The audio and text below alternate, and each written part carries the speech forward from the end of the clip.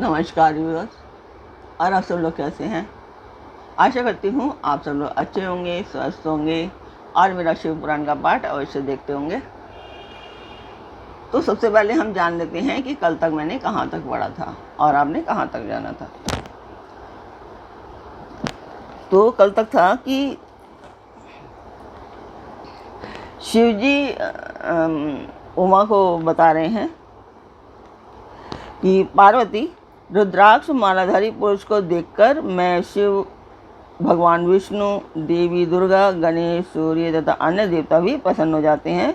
महेश्वरी, इस प्रकार रुद्राक्षी महिमा को जानकर धर्म की वृद्धि के लिए भक्तिपूर्वक पूर्वोक्त मंत्रों द्वारा विधिवत उसे धारण करना चाहिए। मैंने पिछले पाठ में कुछ मंत्र बताए हैं, तो उसके द्वारा धारण करना चाहिए। मुनीश्वर, भगवान शिव ने देवी पार्वती के सामने जो कुछ कहा था वह सब तुम्हारे प्रश्न के अनुसार मैंने कह सुनाया। मुनीश्वरों, मैंने तुम्हारे समक्ष इस विद्वेश्वर संहिता का वर्णन किया है। यह संहिता संपूर्ण सिद्धियों को देने वाली तथा भगवान शिव की आज्ञा से नित्य मोक्ष प्रदान करने वाली है। तो कल तक यहाँ तक था। जो नए मेरे दर्शक हैं, मैं उनको बता दूं कि ये पाठ एक शुभ कार्य है, मंदिर के लिए है और मैं इसमें आप सब लोगों का सहयोग चाहती हूँ। और एक बार फिर से मैं जो मेरे सब्सक्राइबर्स हैं मैं उनको थैंक्स करना चाहती हूँ।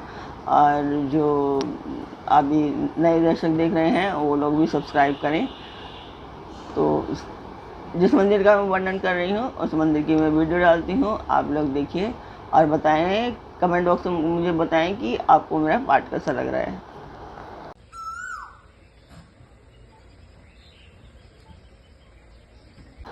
तो मंदिर की वीडियो आपने देखी, आपको मेरा पाठ कैसा लग रहा है कमेंट बॉक्स में मुझे अवश्य बताएं।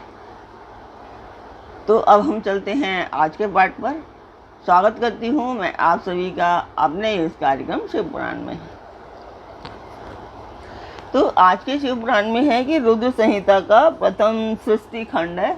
ये ऋषियों के प्रश्न के उत्तर में नारद ब्रह्म संवाद की अवतारणा करते हुए सूत जी का उन्हें नारद मोह का प्रसंग सुनाना, काम विजय के गर्व से युक्त हुए नारद का शिव, ब्रह्मा तथा विष्णु के पास जाकर अपने तप का प्रभाव बताना।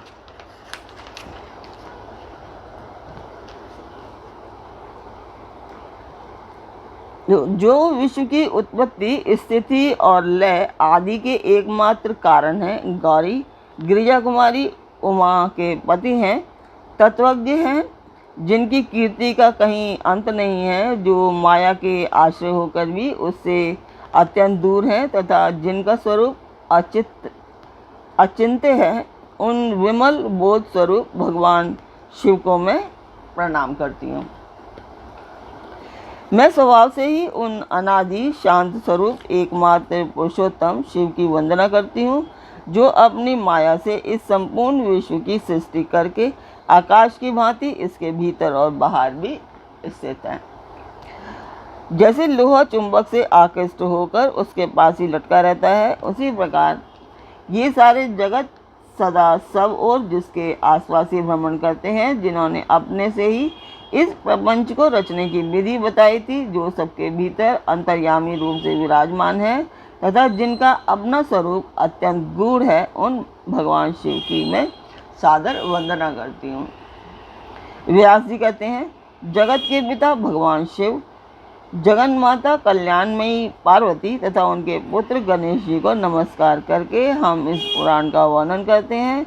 एक समय की बात है, नैमिषारण्य में निवास करने वाले शौनक आदि सभी मुनियों ने उत्तम भक्ति भाव के साथ सूत जी से पूछा।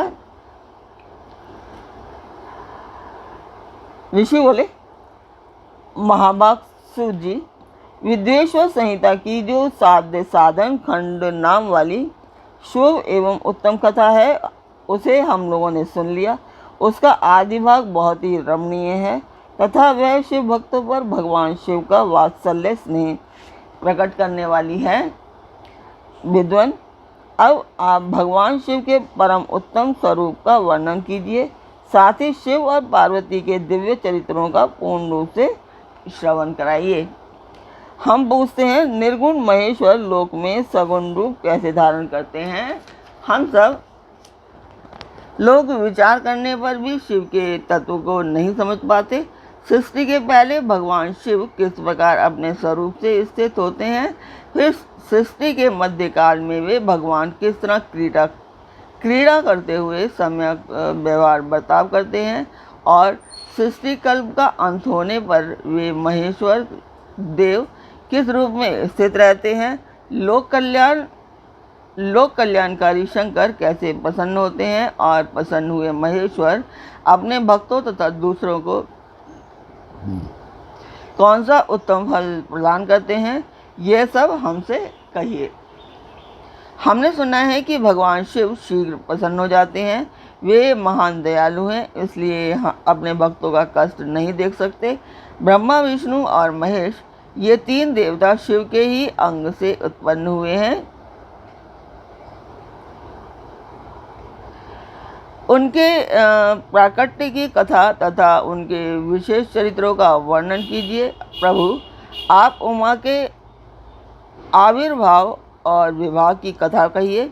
विशेषतः उनके गायस्थ धर्म का और अन्य लीलाओं का भी वर्णन कीजिए। निष्पाप सूत जी, हमारे प्रश्न के उत्तर में आपको ये सब तथा दूसरी बातें भी अवश्य कहनी चाहिए। सूत जी ने कहा, मुनीश्वरों, आप लोगों ने बड़ी उत्तम बात पूछी है। भगवान सदाशिव की कथा में आप लोगों की जो आंतरिक निष्ठा हुई है, इसके लिए आप धन्यवाद के पात्र हैं। ब्राह्मणों, भगवान शंकर का गुणानुवाद सात्विक, राजस और तामस तीनों ही प्रकृति के मनुष्य को सदा आनंद प्रदान करने वाला है। पशुओं की हिंसा करने वाले निष्ठुर कसाई के सिवा दूसरा कौन पुरुष उस गुणानुवाद को सुनने से कब ऊब सकता है? जिनके मन में कोई तृष्णा नहीं है, ऐसे महात्मा पुरुष भगवान शिव के उन गुणों का गान करते हैं, क्योंकि वह गुणावली संसार रूपी रोग की दवा है। मन तथा कानों को प्रिय लगने वाली और संपूर्ण मनोरथों को देने वाली है। ब्राह्मणों, आप लोगों के प्रश्न के अनुसार मैं यथाबुद्धि प्रयत्नपूर्वक शिवलीला का वर्णन करता हूँ। आप आदरपूर्वक सुने। जैसे आप लोग पूछ रहे हैं, उसी प्रकार देव ऋषि नारद जी ने शिव रूपी भगवान विष्णु से प्रेरित होकर अपने पिता से पूछा था। अपने पुत्र नारद का प्रश्न सुनकर शिव भक्त ब्रह्मा जी का चित्त प्रसन्न हो गया, और वे उन मुनि शिरोमणि को हर्ष प्रदान करते हुए प्रेम पूर्वक भगवान शिव के यश का गान करने लगे। तो आज का पाठ मैं यहीं पर पूर्ण करती हूँ। मैं आपको छोटे छोटे टुकड़ों में आपको शिव पुराण सुना रही हूँ, ताकि आपको समझ में आए और अच्छा भी लगे। और ज़्यादा बड़ा हो जाता है तो उसमें फिर बोरियत होने लग जाती है, तो इसीलिए मैं छोटे छोटे पार्ट में बना रही हूँ। उम्मीद करती हूँ आपको अच्छा लग रहा होगा। आप सारे पार्ट मेरे देख रहे होंगे। तो कल फिर मिलते हैं एक नए पार्ट में, एक नई उमंग, एक नई तरंग के साथ। तब तक के लिए आज्ञा दीजिए। ओम नमः शिवाय।